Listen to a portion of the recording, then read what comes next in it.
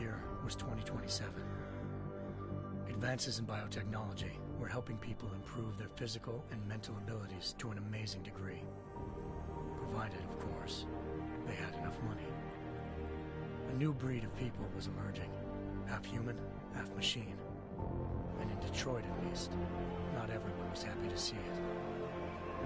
I'd just landed a job as head of security at Sarif Industries, a cutting-edge biotech firm. David Sarif himself handpicked me for the job, said he needed me to keep his people safe. My ex, Megan Reed, was one of them. Brilliant neuroscientist, Megan had found a way to make augmentation safe and affordable for everyone. All she had to do was present her research to Congress. But the night before her big meeting, my security measures failed. A team of Black Op mercenaries stormed into Sarif headquarters, massacring everyone in sight. 3 of the mercs were heavily augmented walking tanks. Their mission? Take out Megan and her team. I tried to stop them, but their leader tossed me through a plate glass wall. Last thing I heard as his bullets slammed into my brain was Megan's dying scream. I should have died with her. Only I didn't. High-end military-grade enhancements saved my life. The best augmentation Sarif's money could buy. It took me half a year to get a feel for her. Should have taken longer.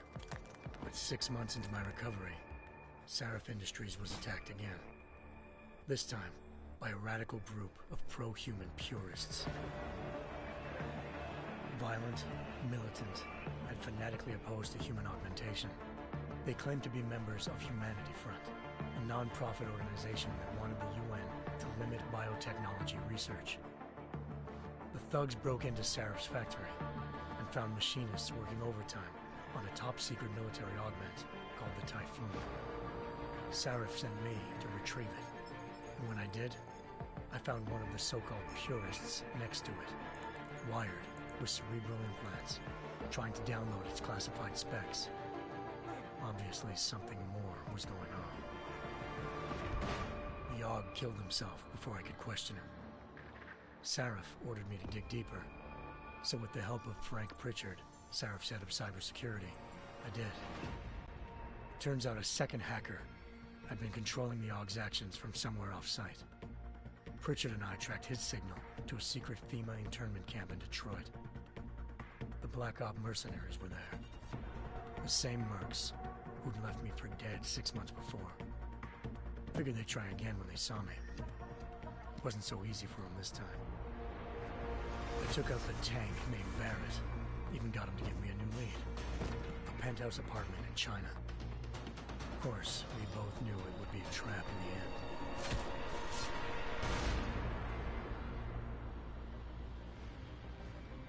Hengsha Island, China. Home to a city so crowded, they had to build a second city on top of it. Trying to find clues in Hengsha wouldn't be easy. Lucky for me, I wasn't alone. Farida Malik, Sarif Industries' ace pilot, had lived in Hengsha before. A good person to have on your side. She knew enough about the place to get me around. Malik dropped me in the lower city, close to the penthouse Barrett had told me about. Bell Tower Associates, a private security firm under contract to the Chinese government, had agents tossing the suite when I arrived. Just not for the reason I'd been expecting. Turns out the man who lived there was a criminal hacker named Van Bruggen. The same hacker who'd been remotely controlling the Aug in Sarif's factory. Van Bruggen's panicked decision to force the man to commit suicide had been a mistake. Now his mercenary partners were gunning for him, and I needed to find him before they did. Locating Van Bruggen meant playing nice with the Triads, Hengsha's organized crime lords. They had the hacker holed up inside a low-rent capsule hotel. By the time I found him, Van Bruggen had no qualms giving up the woman who hired him. Zhao Yunru, president of the Taiyang Medical Corporation. According to Van Bruggen, Zhao wanted to monopolize the augmentation industry and had hired Black Op mercenaries to destabilize her competition. Sarif Industries was at the top of her list. To prove this, I needed to get inside TYM and grab a surveillance hologram off a server. I suspected Van Bruggen was hiding something when he told me this, but nothing could have prepared me for what I saw. Megan wasn't dead.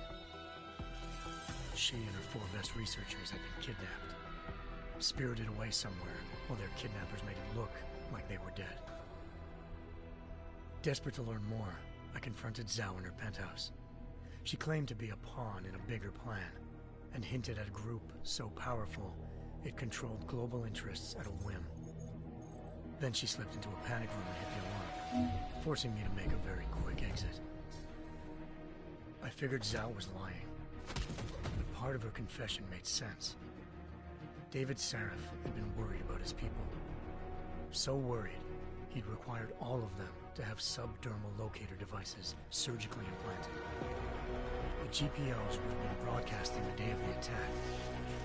But Zhao said a single call to Picus, the world's leader in global 24-hour satellite news, had turned those signals off. I needed to fly to Picus headquarters in Montreal if I wanted to learn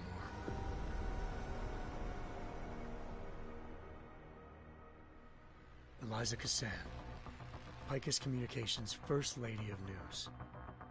Malik thought I was reaching when I told her Eliza was involved in this. The world's most famous news anchor, working with a mercenary hit squad.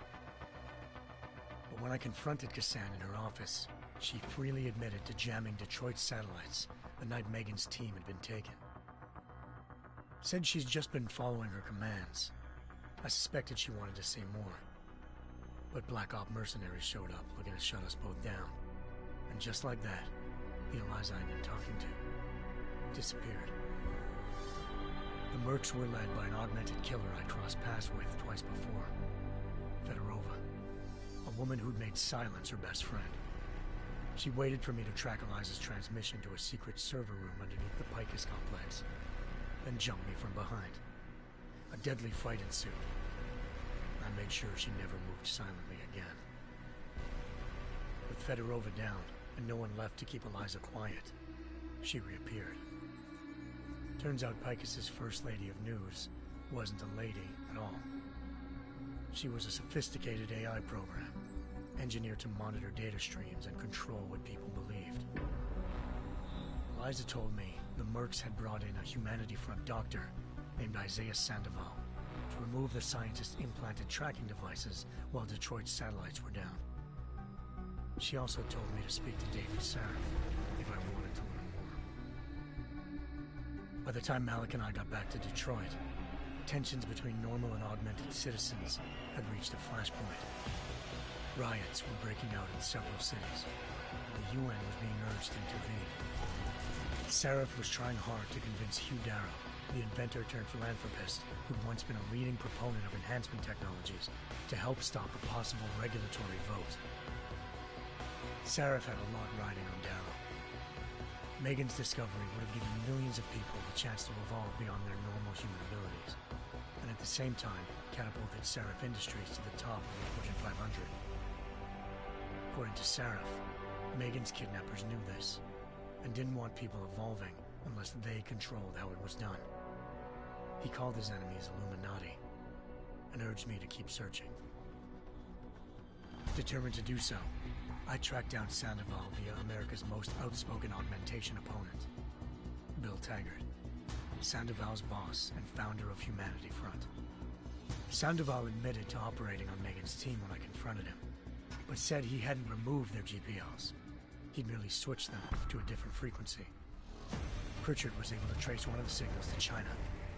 Malik and I immediately took off in pursuit. Unfortunately, the Illuminati were one step ahead.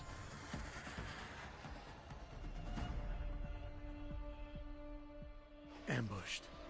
Shot out of the sky by Bell Tower Associates, seconds after entering Hengsha's airspace. Malik's piloting skills saved me. After a tense and bitter struggle, I escaped into Lower Hengsha. The tracking signal I was following led straight to the Triads, or more specifically, to the augmented arm of Tong Si-hung, leader of a gang of augmentation harvesters. Tong said they'd taken the arm off a corpse, which Bell Tower had left at their door, meaning at least one of Sarif's scientists was dead. Maybe not the rest of them, though.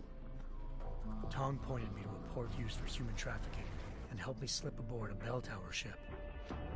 It was sailing to Rifleman Bank Station, a military base in the South China Sea. Bell Tower was holding kidnapped civilians as prisoners there, and using them to perfect the Hyron Project, a human-computer interface that left most of its test subjects dead.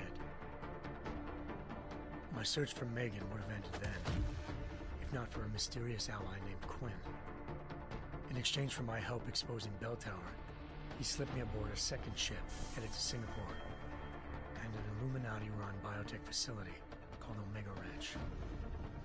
3 of Serif's scientists were there, forced by their captors to create a technology capable of remotely shutting down augmented abilities. Thanks to an emergency recall notice issued by the World Health Organization, millions of people all over the world already had the biochip installed. With the help of the scientists, I tracked Megan to a private section of the ranch. There, I ran into Yaron Namir, the walking tank who'd put a bullet in my brain the first time we met. He'd teamed up with Zhao and was hoping to catch me off guard. Their little ambush didn't work. I found Megan in a suite belonging to Hugh Darrow, the billionaire philanthropist who'd Sarif had called on for help. Darrow had convinced her to go along with the biochip plan by promising to sabotage the tech. As she was explaining this, Darrow appeared in a global broadcast, telling the world that augmentations would be the death of mankind. Then he activated the biochips to prove his point. All over the world, augmented people flew into a killing frenzy. Darrow had betrayed everyone, and it was up to me to set things right. To do it, I had to reach Panchaea, a massive installation in the Arctic Ocean. As I raced through corridors built by an all-augmented workforce, I saw death and destruction firsthand. By the time I shut down Darrow's broadcast, I knew the damage he'd done. Still, humanity's future remained unclear. How would the world react to this sabotage? Would people ever regain their faith in augmentations again?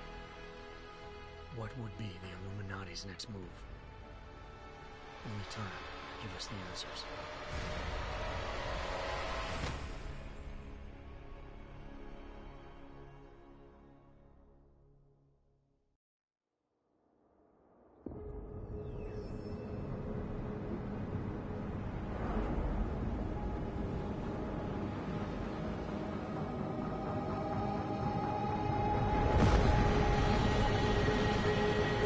I once thought I could save the world. Now look at it.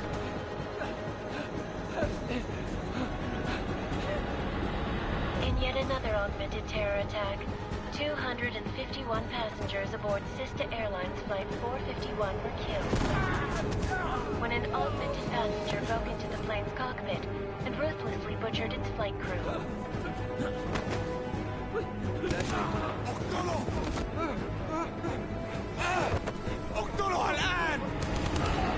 Details recovered from the black box recorder suggest that the man may have been suffering flashbacks to the AUG incident. That horrible day 2 years ago when augmented people all over the world flew into a psychotic killing spree, causing the greatest loss of life in recent history. Sometimes, you just have to let go. And embrace what you've become. Not gonna go all wonky on us now, Hansa, are you? Well, if I do, McCready, I guarantee you'll never see it coming. Agent Jensen! Am I gonna have a problem with you? No, sir. No reason to assume you would. Good. Because you are the only augmented operative on this team, and I intend to make good use of you. Listen up, all of you. We got a sandstorm barreling down our arse and we can't afford to make mistakes. We're going after this man, an arms dealer named Shepard. He's ex-Bell Tower, one of the Special Forces commanders who disappeared during the incident. And he's come out of hiding? That cannot be good. It's not. He's selling weapons and military-grade augments to terrorists. This is Aran Singh, the undercover agent who lured Shepard out of his hole. Best you see Interpol's got. For 3 years he's worked hard to get in tight with the Jinn, an Iraqi smuggling cartel that's infected the Eastern Hemisphere like a plague. Last week, our arms dealer sent a message to the Jinn, offering to sell them a shitload of black market merchandise dirt cheap. They told Singh to handle the buy. They're not gonna like it when Interpol disrupts their party. Is Singh's cover really that good? It is right now. We need to keep it that way. This is where the deal's going down. A half-finished high-rise hotel that's been abandoned ever since the incident. It's not a pretty picture inside. Let me guess. Most of the laborers were augmented with heavy-duty industrial rigs. So when the incident hit, and they all went schizo, things got gruesome real fast. And no one, except for some homeless junkies, have been inside the place ever since. So what's the plan, Director? Singh's meeting Shepard on the ground floor, inside the hotel's main atrium. He sent the bulk of his Jinn crew to the penthouse levels to secure a vantage point. I want McCready's team to take up positions overlooking the atrium and make the arrest. Jensen, you're going in solo from the roof. My objectives? Keep the Jinn from joining the party. As far as we can tell, only one route connects the atrium to the penthouse level, a halfway decent elevator shaft. Here. I want you to block access to it. Fine. Just cut me loose. Do you plan on relying solely on your augments for this one? I'd recommend taking a little hardware, just to be sure.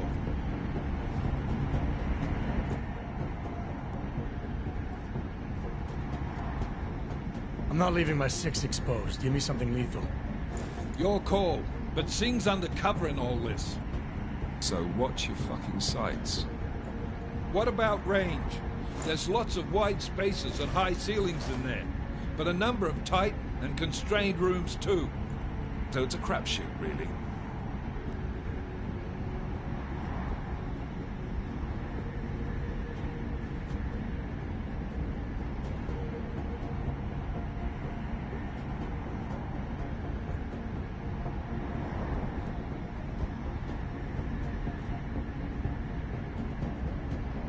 Never was one to play the odds. Give me something I can use up close. You got it. One last thing, Jensen. Singh said the Jinn are using some sort of portable Wi-Fi device to boost communications. He's got a better chance of maintaining cover if you disable it. I'll keep an eye out for it. But aren't we on the clock here? You said there's a sandstorm moving in. There is, and we got the intel on this mission at the very last minute. So we're scrambling a little. If it comes to it, your #1 priority is keeping the Jinn out of that atrium. Copy that. Time to put away your heavy thoughts, gentlemen. We're approaching the target building. You're up first, Jensen. Let's do this. Task Force Action. This is Knife Leader. Engage Hush drives and descend to Angels 1-5.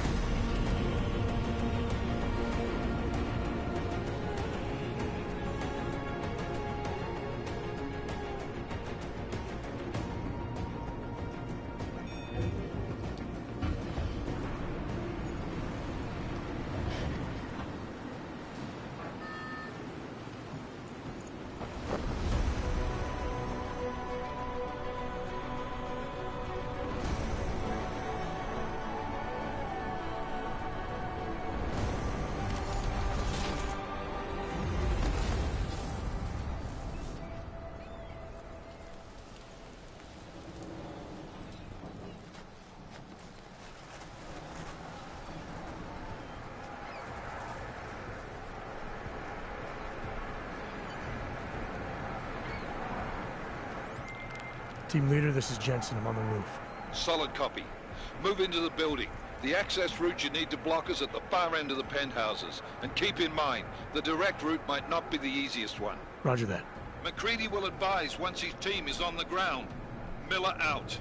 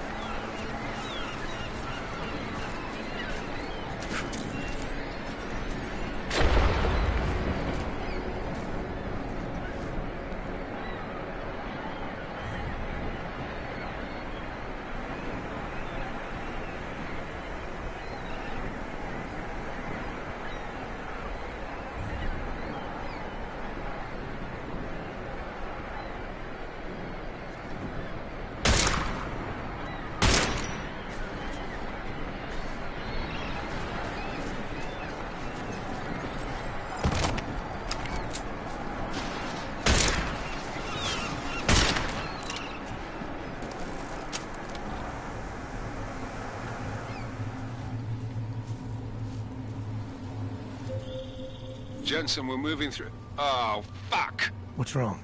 The Jinn have got a few Jennies up and running. Gonna have to hack keypads. Should enjoy it, McCready. They have colors and shapes. Just remember, red means bad. Fuck you.